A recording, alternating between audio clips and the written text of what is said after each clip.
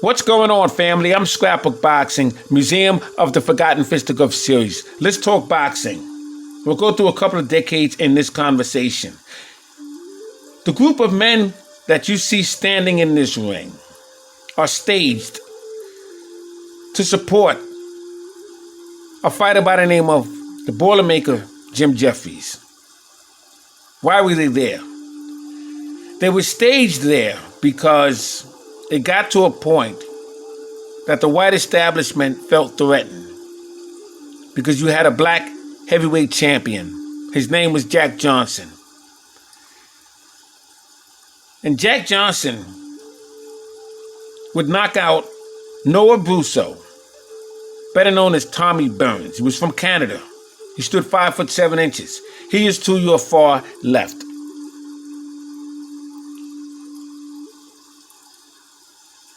And Noah Brusso wound up becoming the heavyweight champion when he would defeat Marvin Hart. Marvin Hart had picked up the title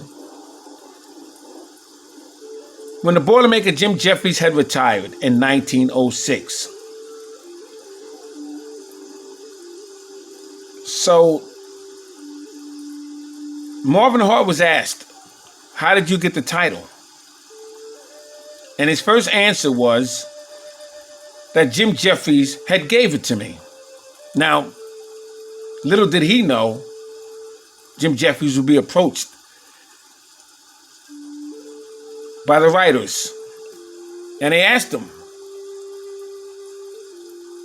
"So did you feel that Marvin Hart was the logical contender?" He said, "Marvin who?" "Marvin Hart, the man you gave the title to." He said, "I didn't give the title to a Marvin Hart. Don't even know who this man is." So they went back to Marvin Hart and said, "Jim Jeffries has no idea what you're talking about. He doesn't know who you are." So they wound up making a tournament because Sam Langford was the logical contender for this opportunity. I'll explain why. Jack Johnson was the colored heavyweight champion in 1903 when he would defeat Denver Ed Martin. At that time, Sam Langford had an opportunity at the lightweight championship, but he didn't make weight. And this fight took place in Boston with Joe Gans. Joe Gans just finished fighting a fighter by the name of Dave Holly, Philadelphia. He traveled 300 miles to Boston to face Sam Langford. So the title wasn't on the line. So then Sam Langford moves up and he challenged Joe Walcott. Walcott was the welterweight champion, but his title was not on the line, and the fight wound up becoming a draw. It went 15 rounds. So Sam Langford had a shot at the colored heavyweight championship belt against Jack Johnson. But before he fought Jack Johnson, 2 weeks before that fight in 1906, he was in a ring with Joe Jeanette and he broke his hand. He defeated Joe Jeanette. And 2 weeks later, he would take on Jack Johnson, much bigger man. Sam Langford was 20 years old, weighed 164 and a quarter pounds. Jack Johnson weighed well over 184 pounds. And he would defeat Sam Langford. Dropped him twice in the 6th round, once in the 9th. Hit him with an uppercut.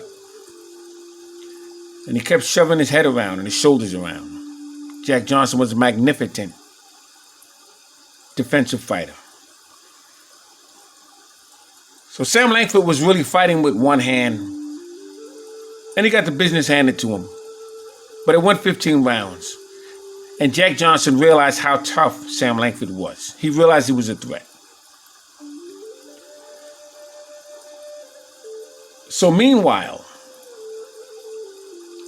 Jack Johnson would campaign to face Tommy Burns for the heavyweight championship title. People thought he was crazy. They didn't think he had a chance to even get a shot. But there was an agreement with Sam Langford.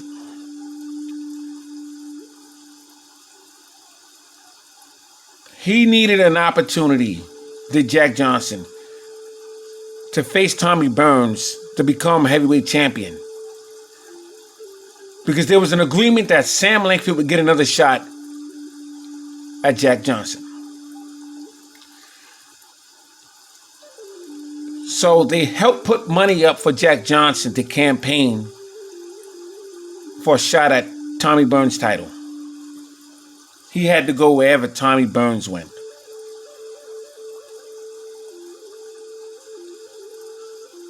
And this was the same situation where you had Let's Go champ Shannon Briggs following Vladimir Klitschko all over wherever he went, he went.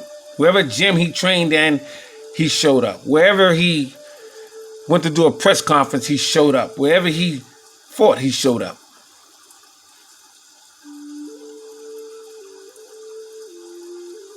And finally, he would get that opportunity with Tommy Burns, did Jack Johnson. And he would give Tommy Burns the business for 14 rounds. He would toy with him. He would mock him. He would shove him around like a lion playing with his cub. Until it got to a point where he had enough and he decided to go ahead and knock him out. But at that point, the sheriff in Sydney, Australia, was shut off the cameras because they did not want a record of a black fighter knocking out a white fighter. They didn't want it to happen in Sydney, Australia. Not on their watch. And they didn't definitely want to have Jack Johnson take the title away from a white fighter. Now, this white fighter was from Canada and Jack Johnson was from America. But it didn't matter because Tommy Burns was a white fighter.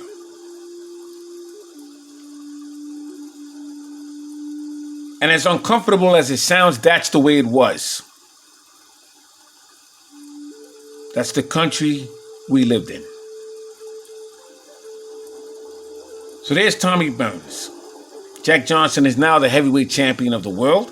He appoints Joe Jeanette and Sam McVeigh, 1909, for a shot at his colored heavyweight championship belt that he won from Denver Ed Martin in 1903. So Sam Langford wants to know, okay, what's going on? We put money up for you to campaign to follow Tommy Burns wherever he went to get that title. Now, why are you giving Sam McVeigh and Joe Jeanette that opportunity? I was in the ring with both of these men. So then Sam Langford became the black heavyweight champion. That was a title. You had the Negro middleweight championship title. You had the black heavyweight championship title. You also had the colored heavyweight championship title. So this title was no longer in existence, but it staked claim for the next fighter to fight for that colored heavyweight championship belt. So when Joe Jeanette faced Sam McVeigh, it was a very boring 15-round fight. And the crowd was not happy. So Sam Langford was next in line. But Jack Johnson had a meeting with Sam McVeigh and Joe Jeanette, and he allowed them to fight again.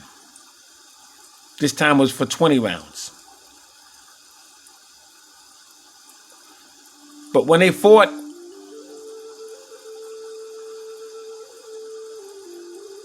their second fight,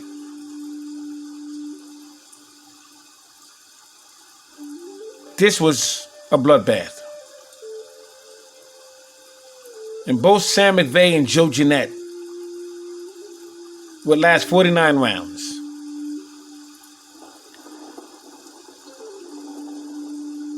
Joe Jeanette would go down 27 times. Sam McVeigh would go down 9 times. 32 times, both men would visit the canvas. It was to the point where Sam McVeigh could not breathe. He literally couldn't breathe. They put a paper bag over his head because he was about to have a heart attack. And that worked just for a slight minute. He went back and tried to fight again. And he lasted the round, and he couldn't continue in the 49th round. And Joe Jeanette would wind up winning the fight. They threw buckets of water over Joe Jeanette's head, helped revive him. But Joe Jeanette had the upper hand in that fight, and he would become the colored heavyweight champion. These two men would meet again one more time in 1909. Now, meanwhile, Jack Johnson was being pressured because the white establishment didn't want him to be the champion of this country. And they lined up a group of men to try to take the title away from him. One of the men was Stanley Ketchel. And he put on several clothing and high-heeled boots to make himself look a little bigger. And the establishment decided that Stanley Ketchel could make a lot of money with Jack Johnson. These two men knew one another. Jack Johnson went along with this. And it was supposed to be somewhat of an exhibition, but yet Jack Johnson's title was at stake. And they were supposed to share the movie rights and so on and so forth.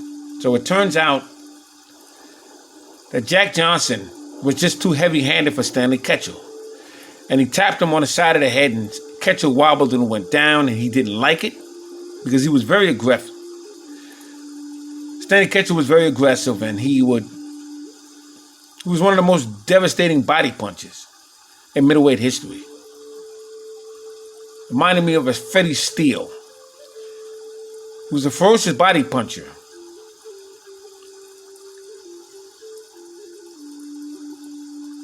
Like the Fargo Express, Billy Patrol. So he decided that he didn't want to be in a ring anymore with Jack Johnson. Let me go ahead and get him out of here as soon as I get an opportunity. Caught him with an overhand right. Johnson went down. That might have been the biggest mistake Stanley Ketchel made up until that point of his career. The next mistake he would make was flirting with Walter Ditley's girlfriend. Jack Johnson would get up, shake it off, and he would give Stanley Ketchel the business. He would flatten him as though he was a snow angel on that canvas, crucifixion style. So much so that he would wipe off a half a dozen of teeth off his glove.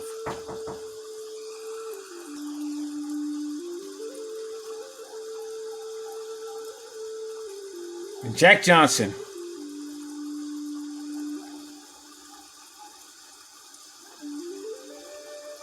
would take on Jim Jeffries. And that's why all these men are standing here. Stanley Ketchel is all the way to your far right.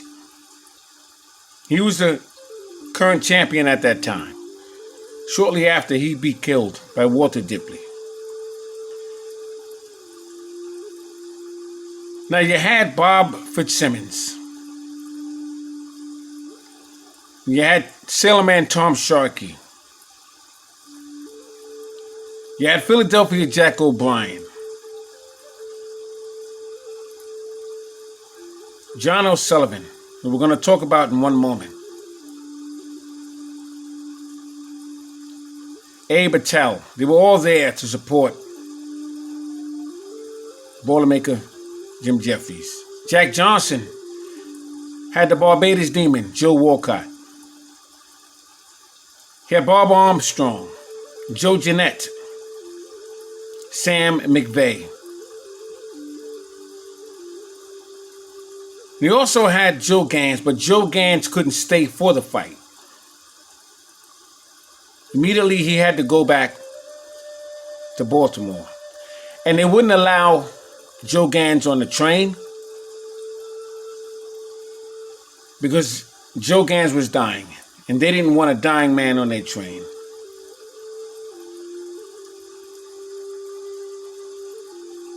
So Jack Johnson would pull a few strings.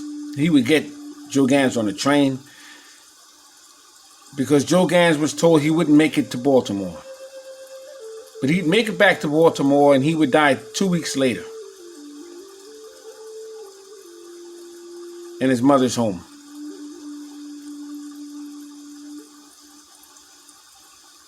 So let's talk about John O'Sullivan for one moment.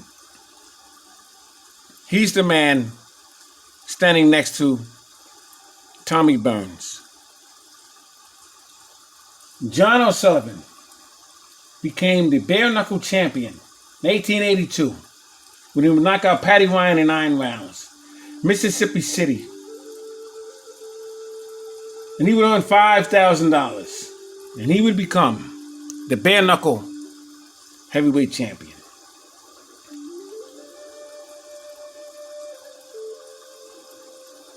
July 8th, 1889.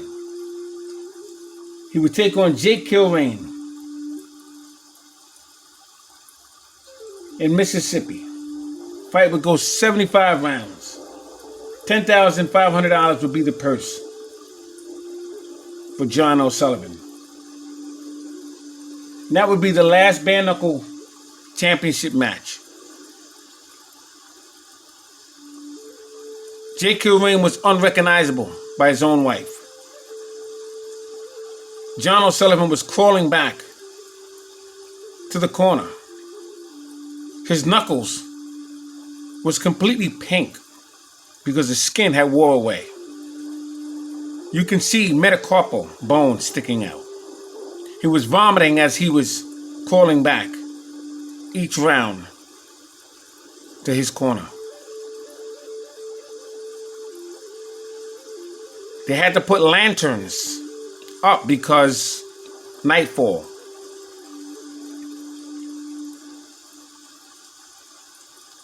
And Jake Kilrain just had enough. And there were all kinds of articles written about how savage that bout was.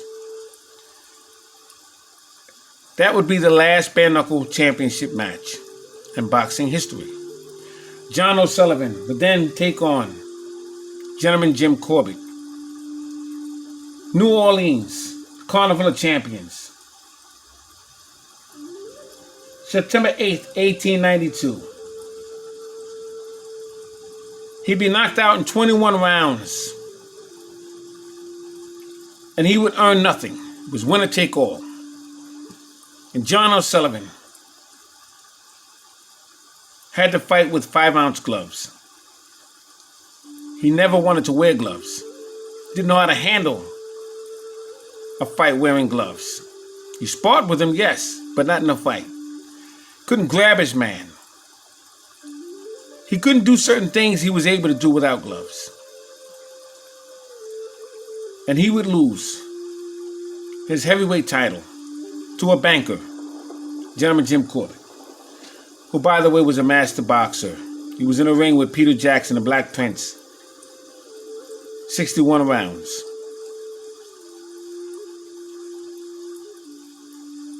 That would be some fight. Now, just a side note. When John O'Sullivan faced Jake Kilrain was the current Police Gazette heavyweight champion. John O'Sullivan was a bare knuckle champion. It was at that point he became the world heavyweight champion. He was the only fighter to have his last fight as a bare knuckle champion and his first fight as a glove champion. But he would not exit that ring as champion. The man standing next to him, to his left and your right, was Jimmy Carforth. He was a California boxing promoter. Next to him, you had Frank Couch, who was a world heavyweight wrestling champion. The man with his hands up in the air, one hand and his right hand up in the air, his name is Billy Jordan. He was a ring announcer. He was famous for saying, "Let her go." He died October 15th, 1916. He was 84 years of age at the time of his death. And he'd be a ring announcer for the famous fight with Jack Johnson, who was a current world heavyweight champion, and a former world heavyweight champion, Boilermaker Jim Jeffries. The fight took place July 4th, 1910, Reno, Nevada. He'd also be an announcer for Battling Nelson, Jimmy Britt, 1905, Young Corbett III,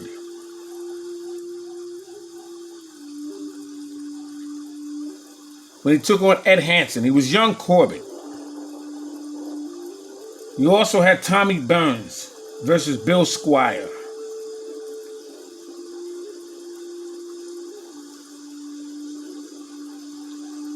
He was a famous ring announcer. Next to him, you had Uncle Tom McCory. Now the thing with him, he was a promoter for bouts as a Hazard Pavilion. It would seat 4,000 spectators between 1901 and 1904. 1886, 1905, he would promote fights in Los Angeles.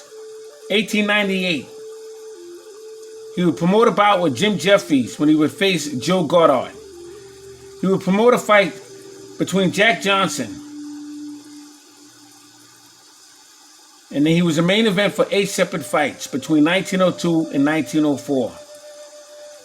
Frank Childs and Denver Ed Martin, Sam McVeigh and Joe Walcott all fought under the promotions of Tom McCurry.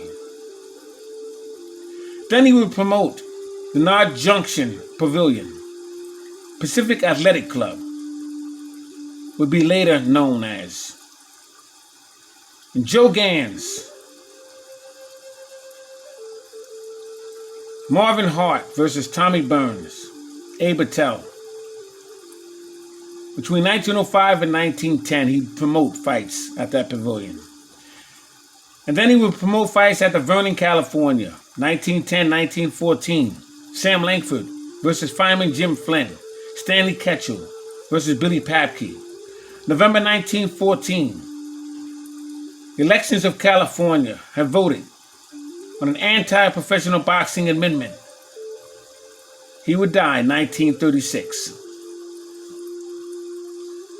Would also promote fights with Kid McCoy, Joe Bernstein, Dixie Kid, and Hank Griffin. Now standing next to him would be Bill Lane. Bill Lane would be an opponent for Sam Langford.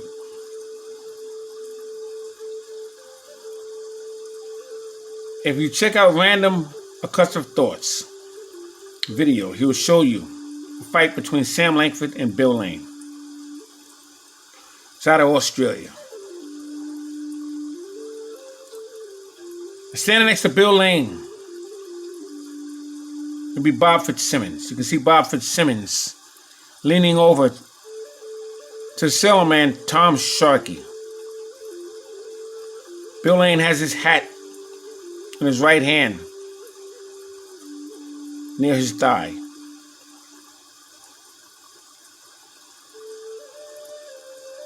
All these men were there to promote the Boilermaker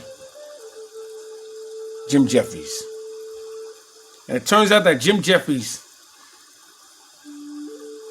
would be handled like a rag doll by Jack Johnson. Yes, he lost 100 pounds. Yes, he was out of the ring for 4 years. But that is not Jack Johnson's problem. He tried to fight Jim Jeffries when Jim Jeffries was champion. Jim Jeffries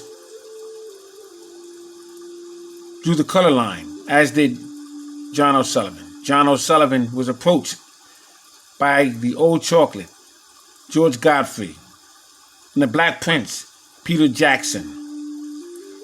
He refused both those men. So that's what you have here.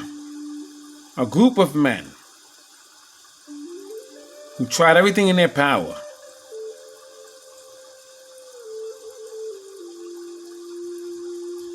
to referee and the coach and the cheerlead the Boilermaker Jim Jeffries, so he would become the heavyweight champion of the world. Now, Jim Jeffries had 18 fights. Nobody could beat Jim Jeffries. He was as strong as a bull, very powerful. But you can't measure the greatness of Jim Jeffries because he didn't give everyone a shot at his title. Now, he fought Peter Jackson when he was no longer champion. He fought Peter Jackson. Peter Jackson was close to 40 years old before he passed away.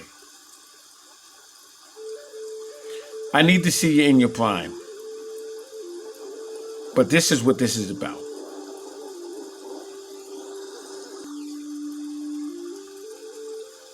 Now, June 13th, 1935, James Braddock would take on Max Baer. He'd be a 10-1 underdog. And he would upset Max Baer, New York's Madison Square Garden. It was for the NBA New York SAC World Heavyweight Championship belt. Fight took place in late spring, New York. It was at the Mecca, Madison Square Garden. The former New Yorker, Braddock, would move to New Jersey. He was down on his luck. He couldn't afford a can of beans. He would sleep in Central Park because they would turn off his lights. He was the true Cinderella story. And he would defeat in 15 rounds Max Baer, who by that time had the most powerful right hand punch in heavyweight history.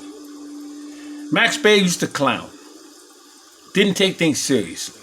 And the reason why Braddock was a 10-1 underdog is because of the way Max Baer had handled Primo Carnera. Primo Carnera was dropped 11 times. Fight went 11 rounds before that fight was stopped. Both men went down several times. Max Baer would yell at Primo Carnera, "Last one up is a rotten egg." He was something else. June 25th, 1935, the Brown Bomber Joe Louis would knock out Max Baer with a triple left hook. Fourth round, he would knock him out. And that was a brutal knockout.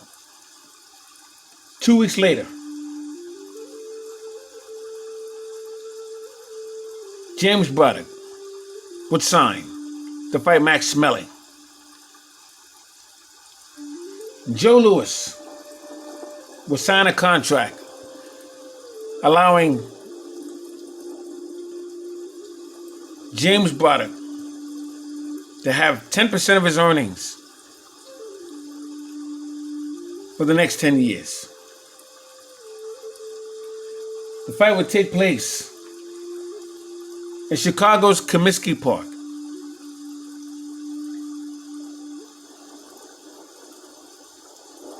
Joe Louis would become the second black heavyweight champion in boxing history.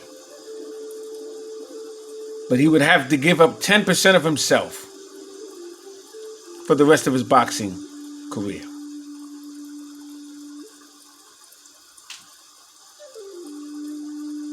Now, Joe Louis would take on Buddy Baer, 21-1. Nathan Mann, 18-2. Abe Simon, 3-0. Red Berman, 24-11.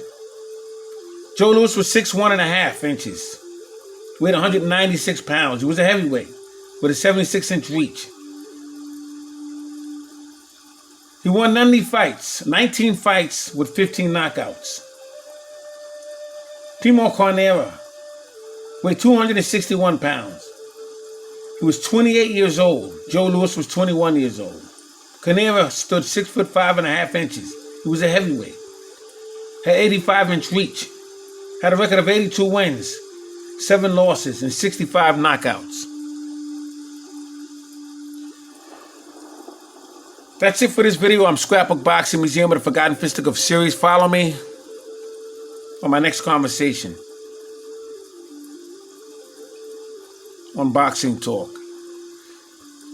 Thanks for watching. Peace.